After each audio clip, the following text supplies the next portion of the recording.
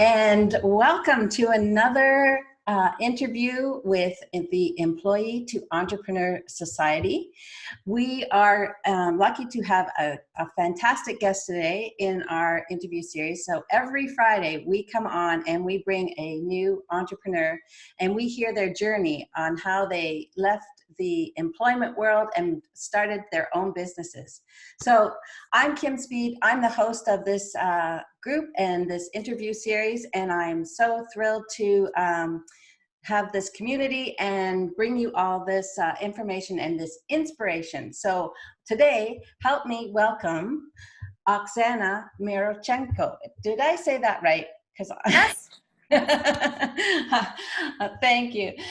So Oksana is a barrister and solicitor, and she has been a barrister and solicitor since 2002, and she's a current member of the Law Society of Upper Canada, Canadian and Ontario Bar Associations, practicing in the areas of real estate and real estate law.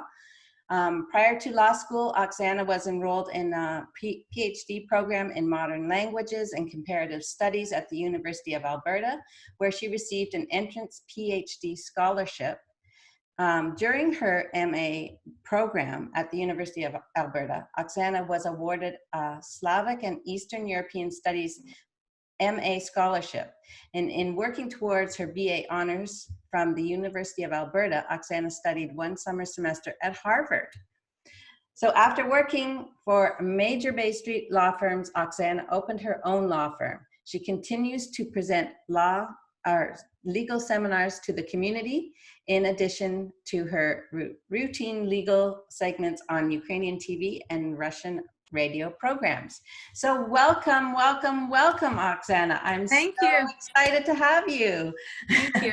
Now that is all of the corporate speak of your bio, but there is so much more interesting stuff that I want and hope that you can share with everyone here, because I've had just a peek at the background that of your journey, and it actually starts before your education.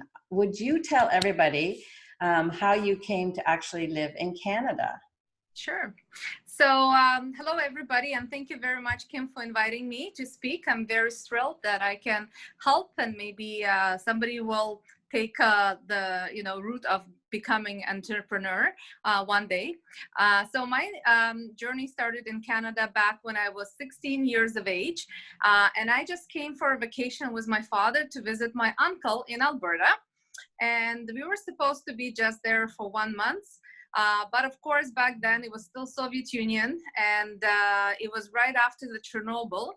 And one of the programs that they had in Edmonton through the Ukrainian Social Services was an opportunity to stay in Canada because of the Chernobyl, and that program only lasted a couple of weeks.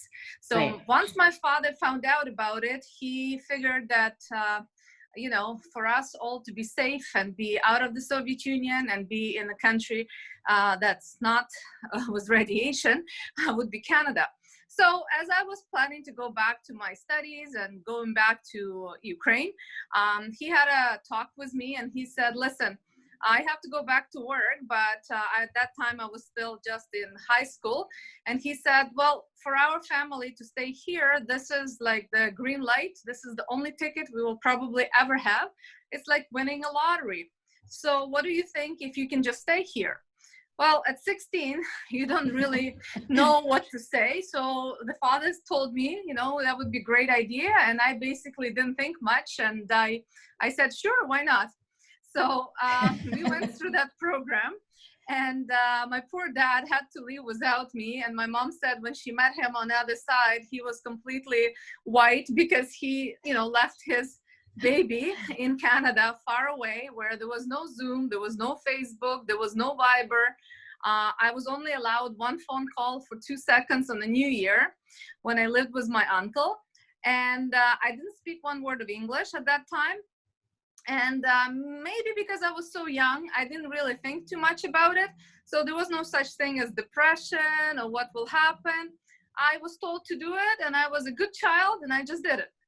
So Amazing, amazing. yeah, so I enrolled in English as a second language, and simultaneously I was doing all the paperwork to stay in Canada.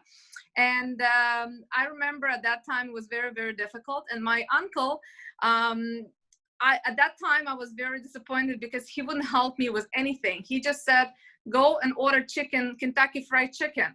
And I said to him, well, I don't speak English. He said, that's fine, you have to learn. So he was very tough. Wow. On the one hand, now looking back, it was probably the best thing that he ever did, because he developed in me this determination and toughness that I have. And as my dad was leaving me in the airport, the only one English word he told me was push. And with that push, I go through my life until today. Once I finished my English as a second language, I tried to enroll in the university, and everybody thought for an immigrant it was impossible. Everybody said that I was just dreaming. And when I mentioned at some point that I want to be a lawyer, they said that I'm just in la la land and it's not ever going to happen. But when people say that to me, I become even stronger. So again, determination was there, and also push. And also people, you know, a lot of, I acquired a lot of Canadian friends who were very, very supportive. And they said, whatever you want to do, even if you want to become an astronaut, you can do that. So I basically tried to do it all. And what happened was I got into my University of Alberta studies. And we can't see you. We can't see you now. Yeah, it's just, sorry. Somebody's calling me, sorry. Oh, that's. Yeah, I try not to get any phone calls, sorry. No. So, yeah, so basically I got into University of Alberta, and after University of Alberta, I was surrounded by really very supportive professors. And once I finished my bachelor in Slavic languages, my father, who by that point I already sponsored my whole family. So my father, my mother, and my sister came to Canada. So how many years were you by your? By myself, about 6 years by myself. Wow. Okay. Yeah, all by myself. Yeah, but my uncle was here. He didn't have any family, so it was just two of us. But it was still, you know, it was still okay.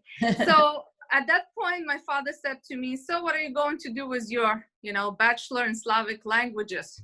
I said, I don't know. And he said, well, you better know, you just finished it. So at that point, the professors at my university noticed me, and they were very, very supportive. There were two professors. I call them my parents, my mentors. So what I'm trying to say, it's very important to have mentors in your life. And they had a talk with me, and they said, what about master's program? And I said, well, I never thought about it. And they said, that's okay, you know, you can try. So I enrolled in a master's program, modern languages, and I was teaching Ukrainian for 3 years as I was doing my program. And they were the people who were graduates of Harvard themselves. Oh, okay. So they proposed the program in Harvard. They gave me all recommendations, and that was fantastic summer that I will never forget in my life. Until today, sometimes I don't even think that it was me until I pull my records, and I have one old t-shirt from 1994 that says summer school in Harvard, which I keep as a relic. And yes. Just a reminder that I was actually there. And as I finished that program, again, they said, what are you going to do now? And after master's degree, there was a scholarship that they gave me. And that scholarship basically said that I can continue with my PhD program. And the PhD program was in modern languages. So I continued to teach at the University of Alberta and did all my candidacy exams. I didn't finish my thesis yet. Had you even thought about law at this point? I started to, because even though I really, really enjoyed the academic life, yes. I went to many conferences, I was teaching, the reality was such that, you know, with that kind of education, as great as it was, in real world, you cannot really make it. So I was looking at people who were graduating with PhD, but they basically could not find any jobs. Some of them became translators. Some of them never, ever went back. So I met again a very nice friend of mine who was actually doing LSAT. And he says, well, why don't you try law? And the only thing I knew about law was a friend of mine who was just putting notarial seals on documents. And I thought, well, that's an easy job. All you have to do, put a seal on and have a nice chat with the client. I had no exposure to the legal world. Nobody in my family are lawyers. My parents are teachers. So I basically decided, I said, okay, there's an opportunity. I had a lot of background in writing and, and speaking, and that was very useful for law school. And I didn't tell one soul except my parents that I was trying for law school. Because again, people said, what are you talking about? You're an immigrant? You can never go to law school. So I wrote LSAT. Yeah, and I had no support whatsoever. And I went to write a LSAT. And once I finished my LSAT, the score came pretty high. And I applied to as many law schools as I could. I was accepted to about 5 of them. And of course, I went for the best one. So Osgood is the best one, I think. Yeah. It's the oldest. It has great reputation. And when I but it's not in Alberta. It's not in Alberta. That's fine. I was very adventurous by then, as pushing was really helping me. I went and packed my bags and I went to Toronto. And I remember arriving and completely by myself. I had no friends, no family here. And for the first week, I was just looking up in the sky and seeing the airplanes leaving, thinking, maybe I should just go back to Alberta, because I was also accepted in Alberta, the University of Alberta.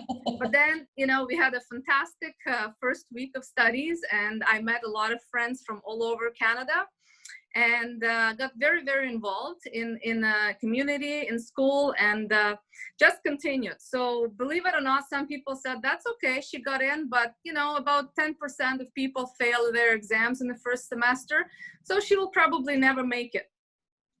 So I also know some people even called the law school to find out if I'm actually there. So, but I did make it. That's terrible. I did make it. I know, but I did make it. And I really enjoyed law school. It was the best years. I met a lot of friends.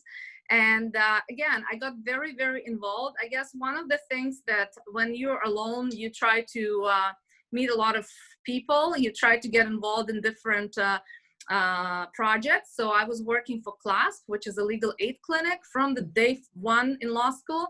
I was also on many committees, and I had a president of International Law Society. So I tried to get involved, and with those positions, what it did, it opened doors for me to Bay Street. Because who am I? As I was always saying, I'm an immigrant from Ukraine. Nobody knows me with this very weird last name that nobody can pronounce. Bay Street was like completely, not achievable.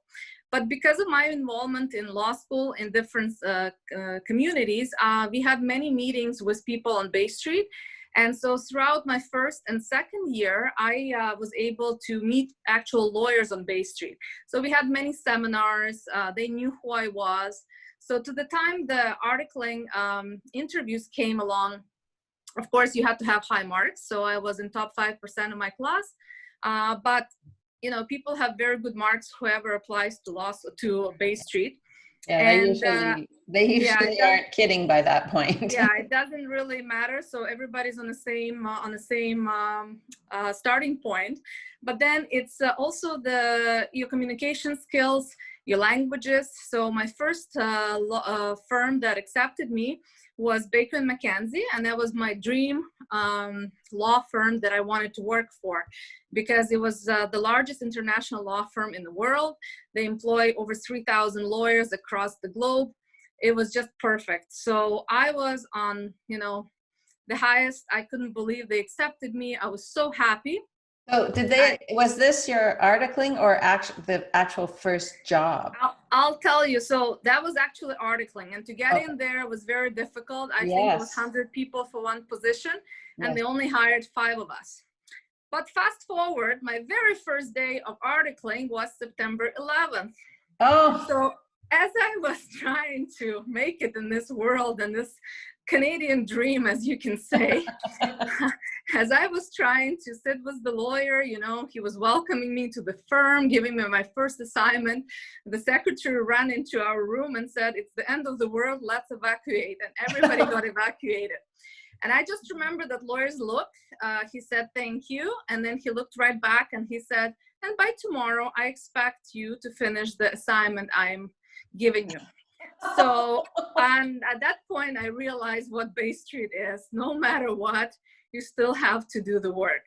Oh so we got evacuated, and next day I sat in the subway hoping and praying that it will not explode, because nobody knew what it was all about, and just continued on. And I did different rotations in civil litigation and securities in different parts of articling.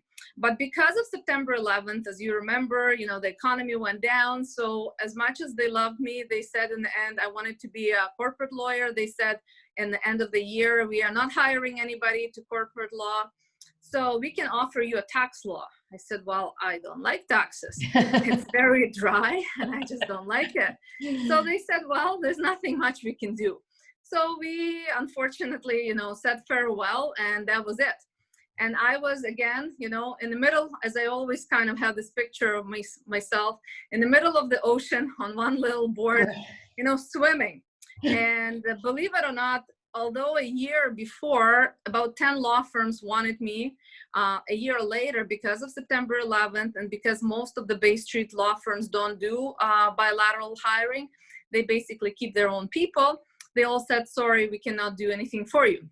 So there's my dream crumbling after becoming a lawyer, you know. Oh, no. But at that point, it was so bad. They actually did 2 calls to the bar. So they actually graduated more lawyers than needed. So when we had our graduation, you turn to the left, people didn't have jobs. You turn to the right, same thing. So it's a very scary time. Right. So being, again, thinking differently, you have to always think outside of the box, I think. I started just calling the law firms and their managing partners, and they said I was very gutsy because nobody did that.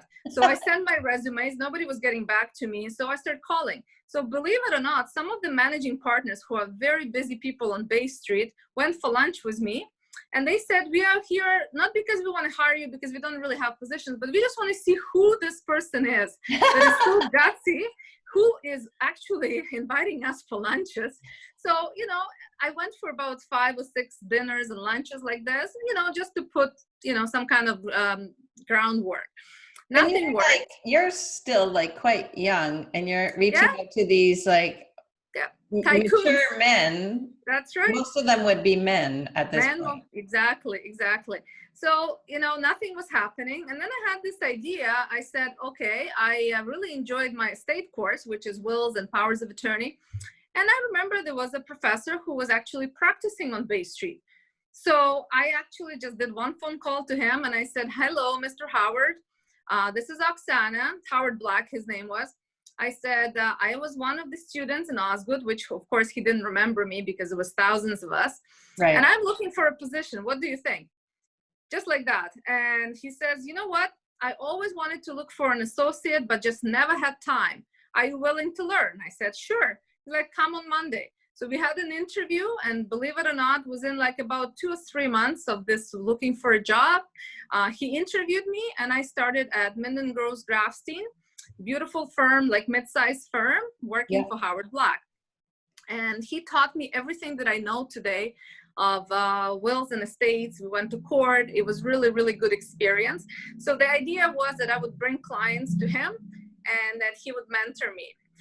That lasted about 2 years, and what happened was he wanted a lot more that I could produce, and a lot of my clients would just not travel downtown, and they would not pay $3,000 for a will. It was just a different clientele that I could bring. Right. So we sat down, and he says, what do you want to do? And I said, and financially he couldn't pay me as much as I know that I could make. And I said, well, thank you, Howard, for everything, but I think I'll go. He says, okay. And then at that point I said, okay, I'm again free floater. And you didn't have a job to go to? No, I didn't have anything. But in that law firm, one gentleman introduced me to a litigation lawyer who was just of Ukrainian background. So we went for lunch, and I don't know why, I just opened up to this man, and I just started crying. And I said, listen, I've been trying so hard to become a lawyer. I was on Bay Street. I'm this, I'm that. And right now I just cannot do it anymore. And he just held my hand. He says, just a moment. He calls his friend Walter and he says, Walter, there's this girl. She's really good. What do you think? Do you want to take her? And he says, well, I was not looking for any associate, but sure.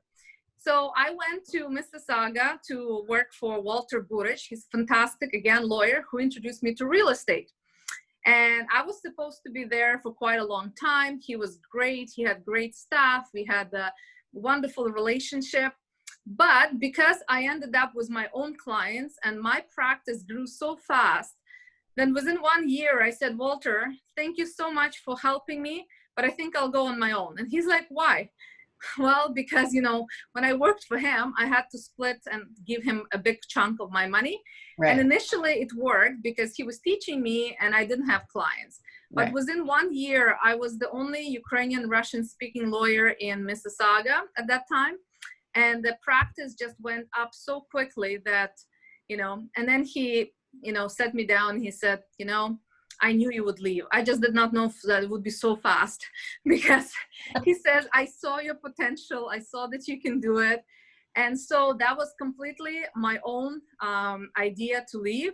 Right. And it was very, very scary. I went with my friend who was a real estate agent to find a place to, you know, to rent. We found you needed an office. I needed an office, but I had nothing behind me. I had no real estate, nothing, just me and my diplomas. And so I went to Scotiabank, I remember like today, and the girl looks at me and she's like, how do you think, you know, like, how can we give you a loan? Like, what will be your, you know, how many real estate deals you will have? I said, I don't know. And she goes, well, can we write maybe 20? I said, sure. And then she says, well, how many wills do you think you will do? I said, I don't know, maybe 10? 10, okay, 10. And based on that, that was my business plan. And she says, I think I need a little bit more here to give you this $50,000 loan. Seriously, it was nobody. My parents could not help me because they were new to Canada. I was completely on my own. And so Scotiabank believed me, just like that. I went with my friend, I signed the lease, and then I couldn't sleep for 3 days because I thought, oh my God, what if people will not come to me and here I have to pay this lease? But well, again, and that's not everything. You would have had to get furniture and I'll get to that. So with lease was very interesting because the gentleman who was the owner was really nice, and I told him my story, and he said, Oksana, I am on Dundas and Burhanthorpe. It's a good location. If you don't make it, I'm not going to charge you for breaking the lease. So just take your time. So we sat down and we literally wrote the lease on a napkin. I never had any written agreement with him, although it's a very, very nice building. It was just his word against my word. So that kind of helped. And with furniture, again, communication skills, very important for you being an entrepreneur. I talk to people, I don't have one piece of furniture that's new. There's a lot of refurbished furniture that looks fantastic because many offices buy furniture and they don't need it in the end of the year, and they need to, you know, they need to get rid of it. So I have some very nice furniture, all secondhand. Same with my copier, you know, my computers, they were all refurbished, leased. I got introduced to a gentleman until today, I'm with him. This Chinese gentleman who just gets, you know, machines from people who don't use for whatever reason. Business is closed or they don't need it. So I got my copier machines, I got my desk. Then we did a big opening party. So I made a big announcement in the Ukrainian newspaper. People came. And then you know, after all of that excitement, you just wait until the phone rings, right? Oh my And that was probably the scariest. Looking back now, knowing how hard it was, I don't know if I would have guts to do it, but because I was so young and because I was so fearless and I didn't understand probably what I was getting into, it actually helped a lot. It's better not to know than know all the details because a lot of people might get scared away. But it probably was the best decision I ever made. And if you ask me in the beginning, when I just finished law school, I would tell you I will be the Bay Street lawyer. What are you talking about? Self-employed? Never. That's not me. That's not for me. So, and now once I started working, people start coming. I became very, very successful very quickly. Usually it takes 2 to 3 years to develop. So if you have enough patience and you believe in yourself and your friends give you support, you can basically do it. And now looking back, what I would say, you just have to surround yourself with people that are like-minded. Don't ever listen to people who pull you down, like people who said that I'll never be a lawyer, people who said that I will never open a law firm. Some of them said, okay, she opened up, she will fail. That was usual. And then after 5 years, when people saw that I became successful, they just started saying that I'm very lucky. And what I always say to them, I'm not lucky. It's just the hard work. It's support of the right people. So when you hear somebody telling you you can't do it or it's difficult, you know, run away from these type of people. Just listen and look who is telling you this. People who are most likely not successful themselves or just jealous, simple jealousy. Yeah. And also as a female entrepreneur is also very, very difficult, as you can imagine, because I work in the men's world. Yes. And you have to be very, very strong.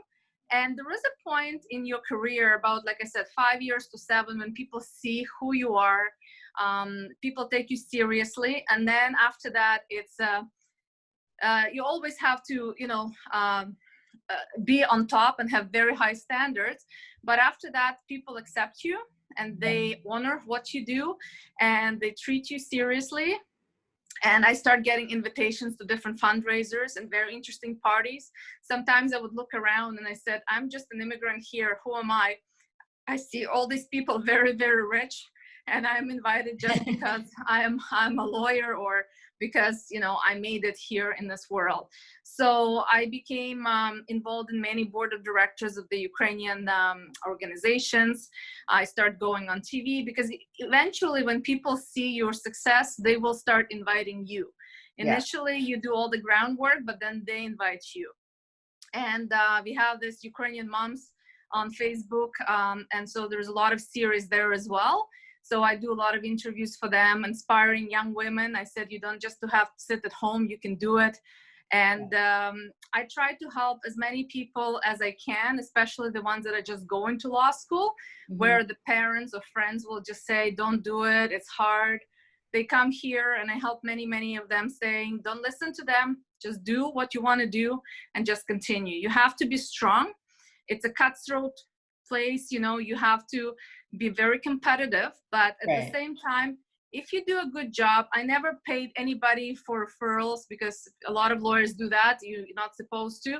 I didn't pay 1 penny. People come just because they see how you work, and then they bring their own family to you, and then they basically, you know, continue working with you. Yeah. And so, but Oksana, I just have to say, like, I know you said, oh, you opened up and you went and had a big opening party and then you waited, but you didn't really wait. You, like, you're a major networker, like, and communicator, and you're very, you're not afraid to be social.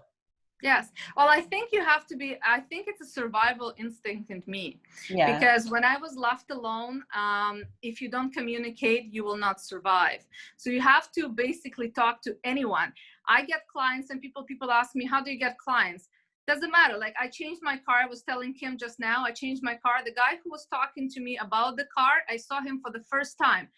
Just because he liked how I looked at the contract and the way we talked, he ended up becoming my client last week, and he did his refinance, just like that.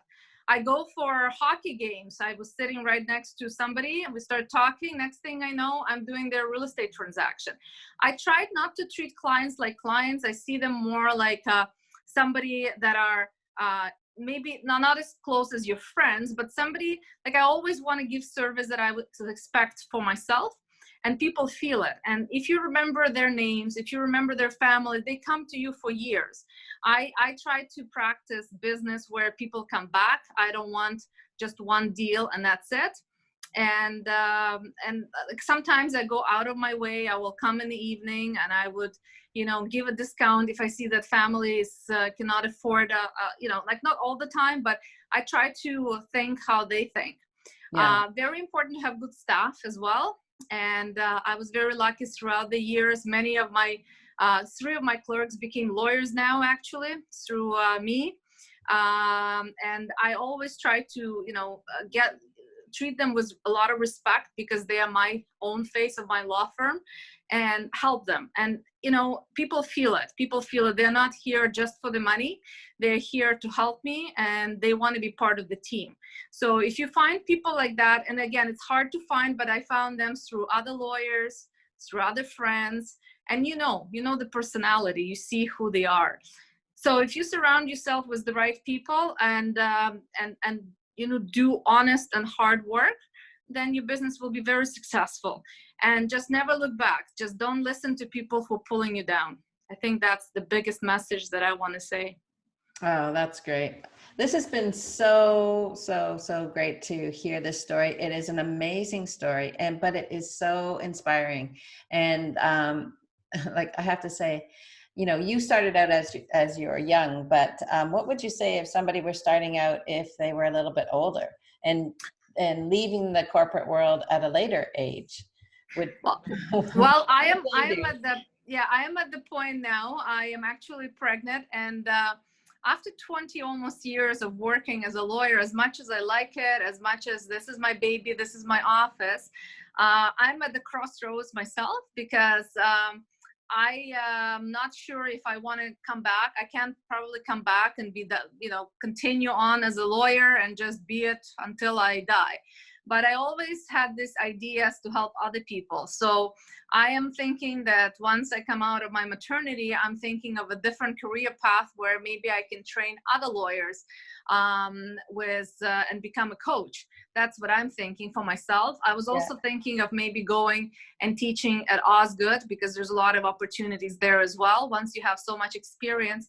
Because I don't like to be on one place. I don't like stagnation. And yes, it is very scary. And yes, in my age now, knowing what I know about opening, it's probably scary. But as my husband always says, if you already did it once, you can do it again. You just have to plan ahead, I would say. Have a financial support either through your family member or like husband, or put away money. Like we put away money that it's a fund that I know that I can survive maybe for another year or two. And with that money, you can always, start something new and see how it works. It is scary the older you get, but I think it's still very doable.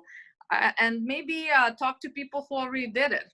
Like I know ladies and gentlemen who are older and they were laid off from their position. In fact, the guy who actually sold us the car, he was the manager and head of Nestle, and then he was laid off.